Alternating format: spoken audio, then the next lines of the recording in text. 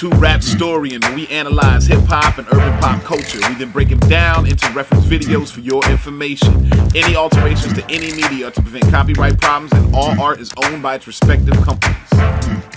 Like other genres of music, hip-hop is a competitive art form. Rap artists are unique amongst musicians because they're expected to compete for the unofficial title of the king of rap. This is such a serious charge that hip-hop culture created a mechanism, the rap battle, as an effort to offer an objective solution to a subjective debate. There are many important battles in hip-hop history, but few as historic and as impactful as the Jay-Z-Nas or Ether battle. Never before had the presumptive number 1 and number 2 in rap ever gone head-to-head at the height of their powers. Never were two battle participants more diametrically opposed. Jay-Z was the mogul. He represented the commercial power of rap, and Nas was the prophet, representing the power of its poetry. This was a battle for the very soul of rap, and the legacy of this battle still lives on to this day. In fact, the word ether itself has now become a verb, meaning to utterly destroy a foe. And now, Rapstorian will take a comprehensive look at the ether timeline and everything on wax that led to its inception. Presidents to represent me. I'm out for presidents to represent me. The seeds of this epic battle were planted in 1996 with Jay-Z's song Dead Presidents, in which he sampled Nas's voice from The World Is Yours. This is notable for two reasons. One, because it's the first time that Jay-Z showed Nas love on wax, and two, Nas was also invited to the video shoot for Dead Presidents to take part in the video's famous Monopoly game played with real money, but he didn't show. Recall at this time that Nas really didn't see Jay as a contemporary of his. He considered himself in the class of a Biggie Smalls. This would be the first time Jay-Z would throw unreciprocated love in Nas's direction, but it wouldn't be the last. More proof that Nas was more Biggie focused was the fact that in July of '96, he began sending subliminal shots to the newly crowned King of New York. Nas felt compelled to take aim at Biggie's coronation with these bars from The Message. For one ring, they let me let y'all niggas know one thing. There's one life, one love, so there can only be one king. That was the contours of the rap game at that time. Nas's beef was simmering with Notorious B.I.G., and Jay-Z was on the outside looking in, until one of the most tragic events in hip-hop history shuffled the whole deck. Early this morning in Los Angeles, the 24-year-old rapper whose real name is Christopher Wallace lived in Raleigh in the 1980s. FBI agents are looking for a man they say could. Both communities are mourning the death of the rapper known as Notorious B.I.G. Good evening, everyone. I'm Linda Laverne. Miriam is off tonight. He was only 24 years old, was just starting what was expected to be a promising career in music, but tonight it's only what could have been. On March 9th, Biggie Smalls, the King of New York, was gunned down at the age of 24. The death of Notorious B.I.G. sent shockwaves through the rap game and had a profound effect on the subsequent directions of both Nas and Jay-Z. Jay-Z made it his mission to continue Big's legacy as the new King of New York. Nas, on the other hand, looked inward. He was deeply affected by B.I.G.'s death, considering their standing at the time, and over the years expressed his beliefs musically. Though Biggie was murdered just weeks before the prophetically entitled Life After Death album dropped, the album was recorded months beforehand and addressed Nas's beef with him directly on the Kick in the Door record, when he said, "Your reign on the top was short like leprechauns as I crush so-called willies, thugs, and rapadons. Get in that ass quick fast like Ramadan. It's that rap phenomenon, Don Dada. Ain't no other kings in this rap thing, they siblings, nothing but my children. One shot, they disappearing. It's ill when MCs used to be on cruddy shit. Took home, ready to die, listen, study shit. Now they on some money shit, successful out the blue. They lightweight, fragile, my 9 milli make the white shake. That's why my money never funny, and you still recouping. Stupid, stupid." He also addressed Nas on Puff Daddy's 1997 album No Way Out, with this line on the Victory record. Bear in mind that Nas's daughter is named Destiny. The son is, they say my killing's too blatant. You hesitating, I'm in your mama crib waiting. Duct taping, your fam, Destiny lays in my hands, gat lays in my waist. Biggie's death effectively put an end to the subliminal war of words with Nas.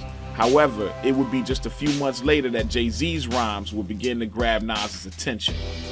By the time Jay-Z released In My Lifetime Volume 1 in 1997, he was ready to proclaim himself the King of New York, but he still wanted Nas's friendship. On the blatantly titled The City Is Mine, he spit, I'm the focal point like Biggie in his prime on the low-doh. The city is mine. And then on Where I'm From, Jay-Z cleverly puts himself in Nas and Biggie's category with I fought with niggas pull your car and argue or take about who's the best MC, Biggie, Jay-Z, and Nas. And finally, Jay-Z shows Nas even more love on Wax by once again sampling a classic line on the record Rap Game, Crack Game.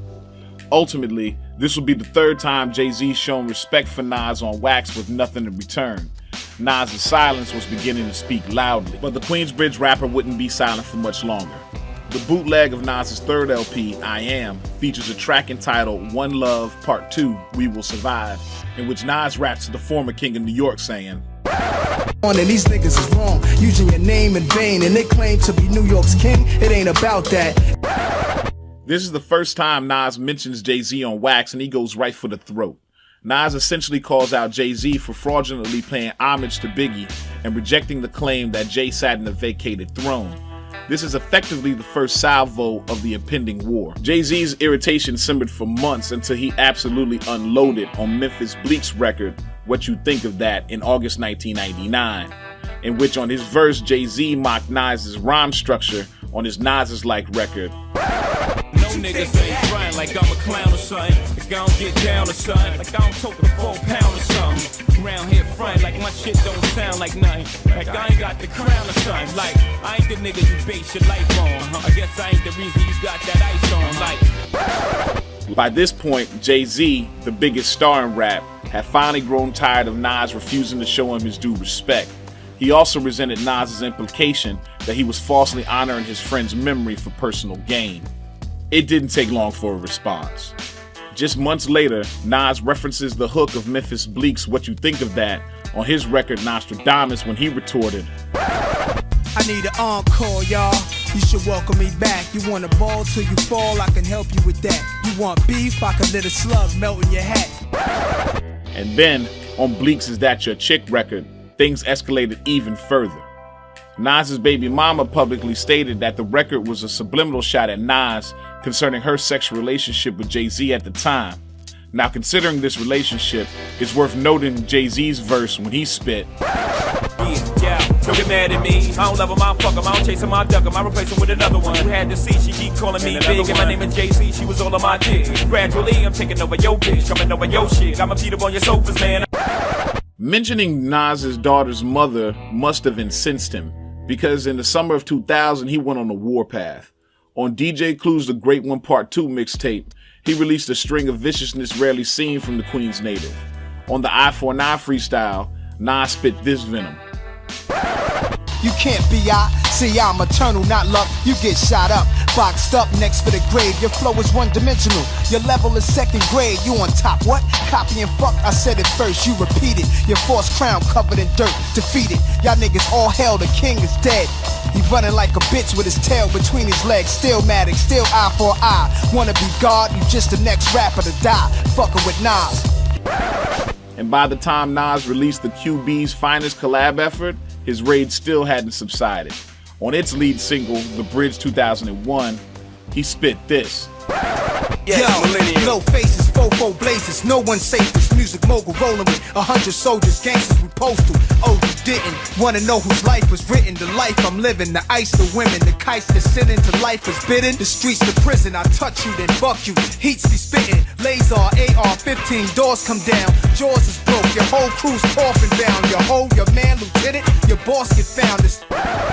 In a clear sign of escalation, this verse also marks the first time Nas took aim at not only Jay-Z, but the entire Rockefeller Records camp. Nas called out the whole Rockefeller crew, and in one of the most legendary freestyle ciphers ever recorded on live radio, the whole Rockefeller crew responded.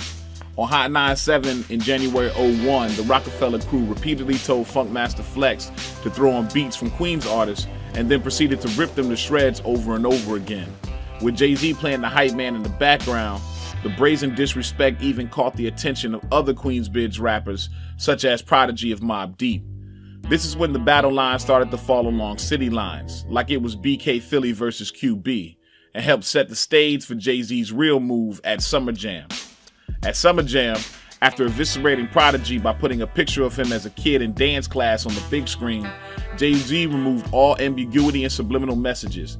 He declared himself to be the king of rap, told the world to ask Nas he ain't want it with Hove, and then left on a helicopter with Michael Jackson.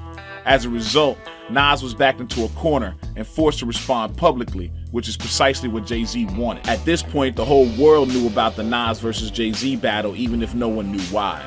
Nas quickly regrouped from Summer Jam with his bars on 01's Paid in Full Stillmatic freestyle when he spit.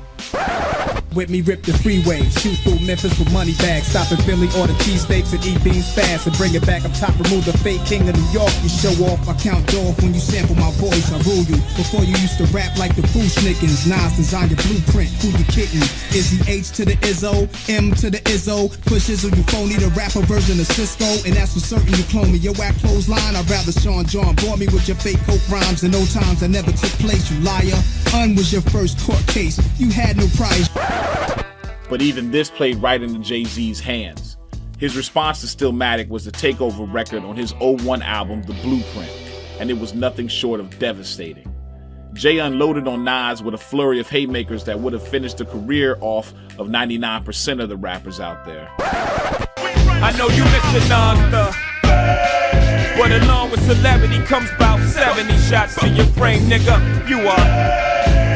Use the fag model for Carcanine Esco ass. Went from nasty Nas to Esco's trash. Had a spark when you started, but now you're just garbage. Fell from top 10 to not mention at all. To your bodyguards, Uchi Wally's verse better than yours.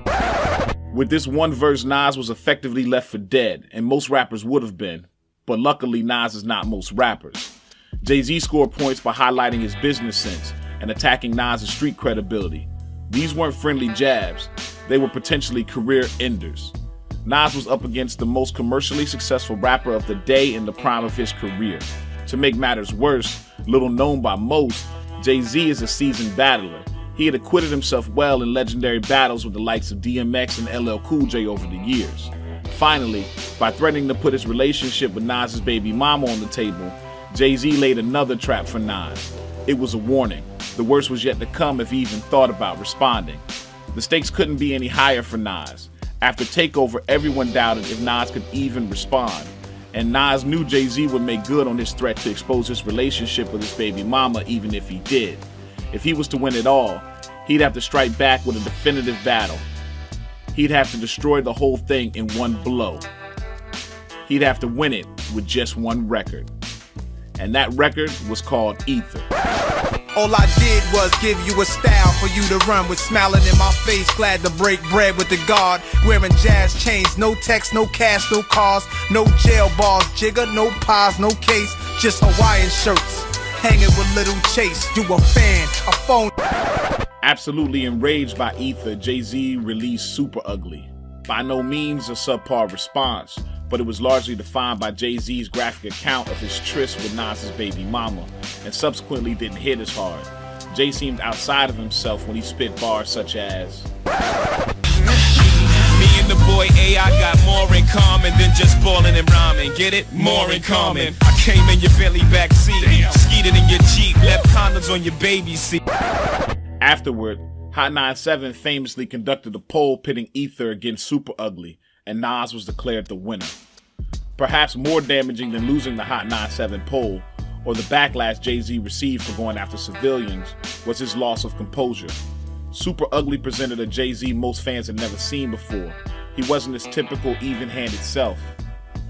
He was clear that he had lost. Now the two have since buried the hatchet and worked together. They've moved on, but hip-hop hasn't. The battle's still talked about to this day. Personally, I think this fascination centers around Jay-Z, because I feel that when one looks at Jay, one sees a man who has beat every arena he's ever entered into life. But when it came to the greatest battle in hip-hop history, the favorite faltered. He couldn't outclass the underdog. Jay-Z couldn't beat Nas. And an upset is always more interesting to the masses.